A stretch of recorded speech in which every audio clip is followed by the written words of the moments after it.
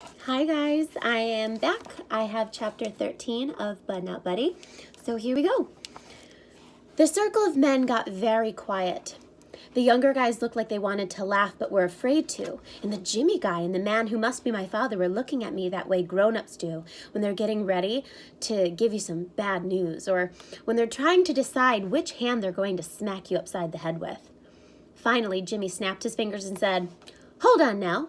Is your name Bud?" He knew my name. I said, "Yes, sir." Jimmy said, "Herman, don't you see? This has something to do with that crazy telegram you got this morning." He looked back at me. "And you said you're from Flint, Bud?" "Yes, sir. That's right. That's where I'm from." Herminia Callaway said, "What in Sam Hill is going on here? First off, don't you be coming in here accusing folks of being your father. And second off, where's your mother?" "Shucks," he said it like he didn't already know. I said, "She's dead, sir. She died 4 years ago." Herminia Callaway said, "Well, I'm truly sorry to hear that, but it's obvious that you are a disturbed young man and you don't have a clue who your father is. You just tell us who's looking after you now and we'll get you sent back to wherever it is you belong." "I belong with you now, sir." Herminia Callaway said, "Now you look here." Jimmy said, "Hold on, Herman." He seemed a lot nicer than this Callaway guy. "But you got to understand, Mr. Callaway here can't be your daddy. No way, no how, nuh-uh. I don't know what gave you that idea, but whatever, we've got to get you back home. Someone in Flint's got to be worried sick about you." I said, "No, sir. I don't have nobody left in Flint. That's why I came all the way here." He said, "No one? No one at all?" I said, "No, sir." He said, "No brothers?" "No, sir." "No sisters?" "No, sir." "What about an auntie?" "No, sir." "No grandma?"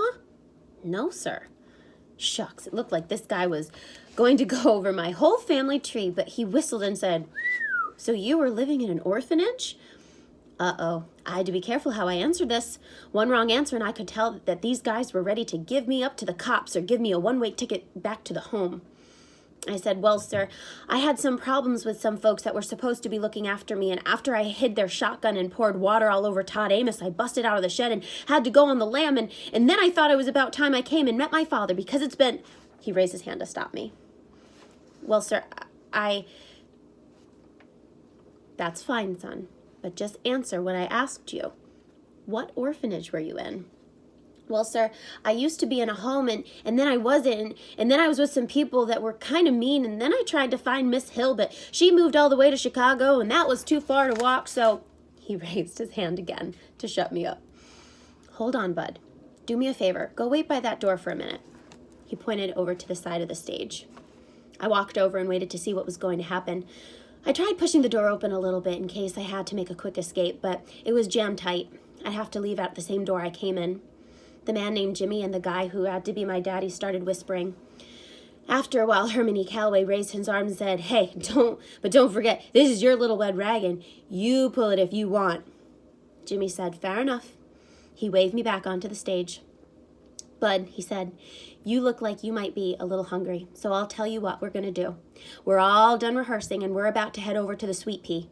You're invited to come along under one condition." "What, sir?" "Once you get something in your belly, you've got to be straight with me. You've got some explaining to do. We'll feed you, but you've got to tell us the truth. Do we have a deal?" He stuck his hand out for me to shake, but I wanted to know what I was getting myself into.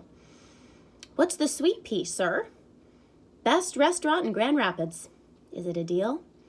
Well, I don't know how grown-ups can tell I'm always so doggone hungry, but I sure wasn't going to turn down getting my very first real restaurant food. Did you hear that? His first time ever going to a restaurant. He must be really excited. I grabbed his hand and made sure I gave it a hard squeeze like Mama told me to and said, "Yes, sir. Thank you, sir." He smiled. "No problem." Herminia Callaway said, "Well, James, like I said, if he's going to be doing some explaining, it's got to be to you. I don't need to listen to this scamp's nonsense whilst I'm trying to digest my supper." He stuck a pipe that wasn't lit into his mouth and walked off the stage. Shucks, if my father had to be so doggone old, I was starting to wish that Lefty Lewis or this Jimmy guy were him. Herminia Callaway seemed like he was going to be hard to get along with. The horn player said, "Little man, my name is Jimmy Wesley. You can call me Mr. Jimmy." "Yes, sir." He pointed to the younger men. "The drummer there, that's Doug, the thug tenant. The sax man is Harrison Eddie Steady Patrick. Harrison Eddie Steady Patrick." The saxophone player said, "Aw, man, it's not Eddie Steady, it's Steady Eddie Patrick." Mr. Jimmy said, "And on trombone we have Chug Doo-Doo Bug Cross, and the palace member of the band on piano is Roy Dirty Deed Breed." He shook his head again and said, "Lord knows why these young musicians can't just leave the perfectly good names their mamas gave them alone, but for some reason they can't. Anyway, fellas, this here is Bud." "What was your last name, Bud?" "Caldwell, sir." "Well, this here's Bud Caldwell. He's going to be our guest over at the Sweet Pea for dinner. Y'all say hello to the little man and make him feel comfortable." The thug said, "What's the word, Bud?" Dirty Deed said, "How you doing?" Doo-Doo Bug said, "Welcome, little stuff." Steady Eddie said, "Good to meet you, my man."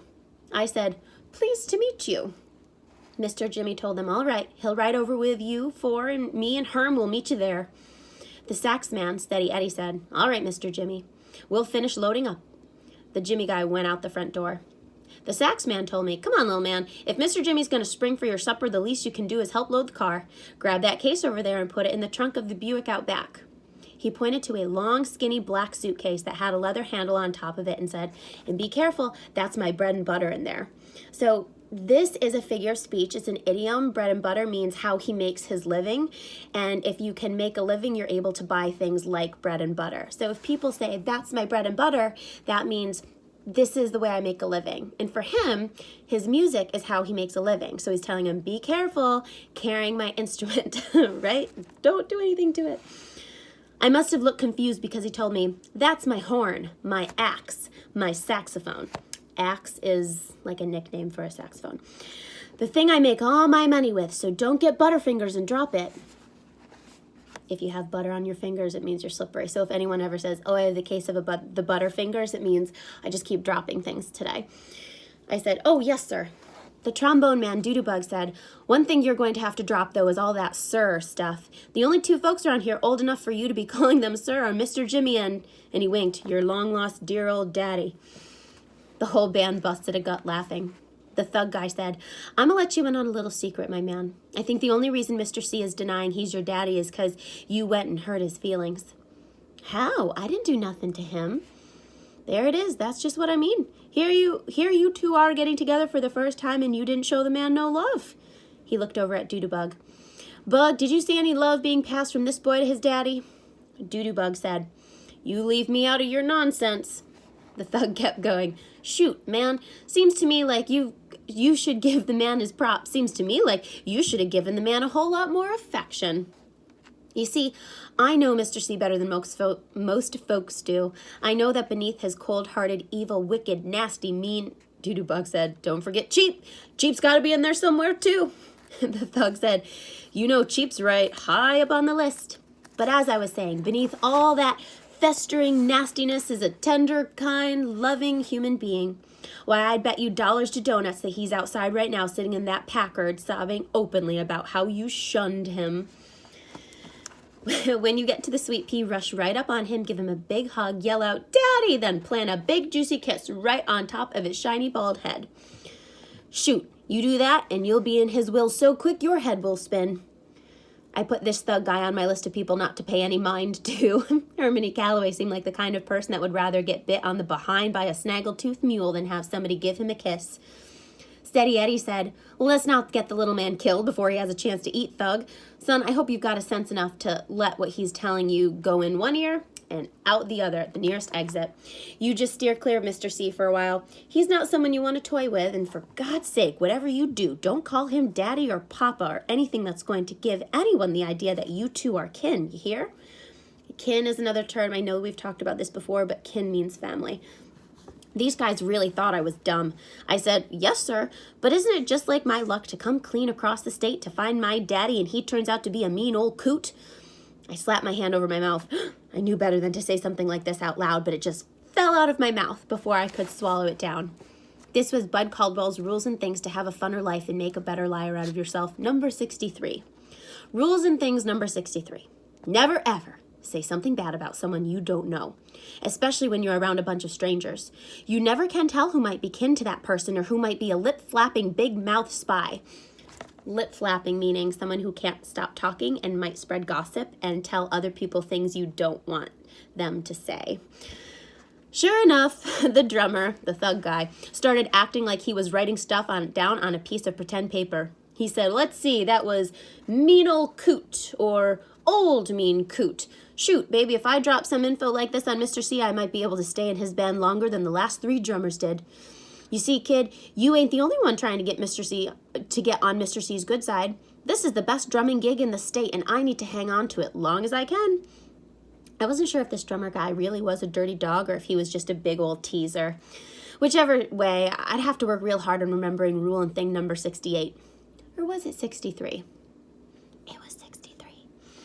Steady Eddie said, Thug, you're going to have to lay off the kid's chops. The little man's got problems enough, and he sure don't need to have you meddling with him. Let's get that car loaded. Me and, what's your name again, kid? Bud, not Buddy, sir. Just Bud, not Buddy. Right. Me and Bud Not Buddy are too dang hungry to hear any more of your lip.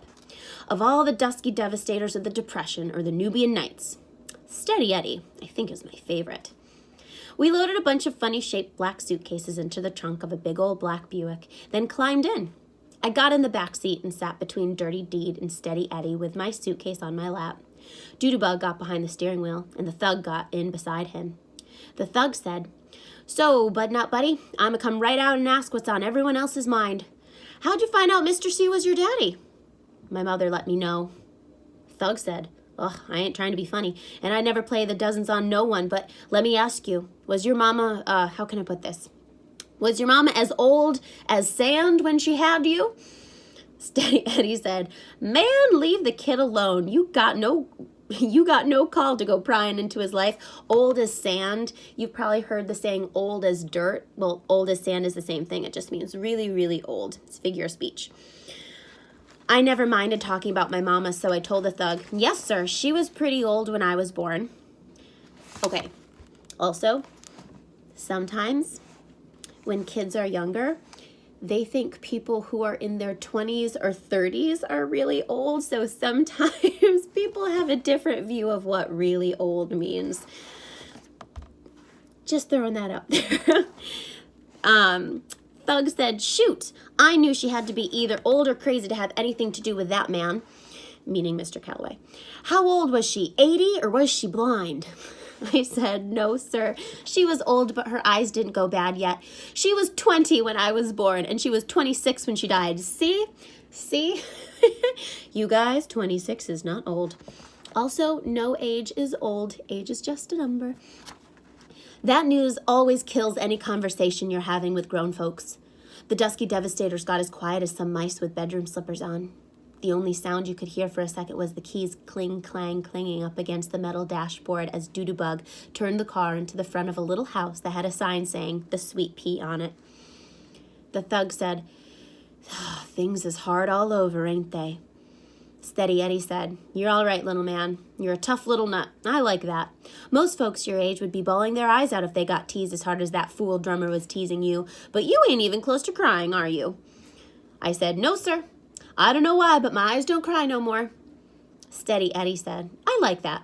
My eyes don't cry no more. You mind if I borrow that? That sounds like a great name for a song. I said, No, sir, I don't mind at all. He reached over and rubbed his hand over my head and said, You're all right, little fella. And don't you worry none too much about the thug. Mr. C changes drummers the way most folks change their drawers. What you see in that front seat is a man on borrowed time. Thug said, Aw, man, what'd you hear? Doodlebug cut the car off and said, All right, gentlemen, that's enough. Let's go stuff our craws. In other words, they're going to go eat a lot. So that's the end of chapter 13. Definitely shorter than chapter 12. I hope you enjoyed. I hope that you're either listening to this or listening and following along in your book best you can. Maybe you're not even seeing these because you're reading them on your own. But happy Monday once again, you guys. Or whenever you watch this video, happy whatever day it is. So until next time, bye.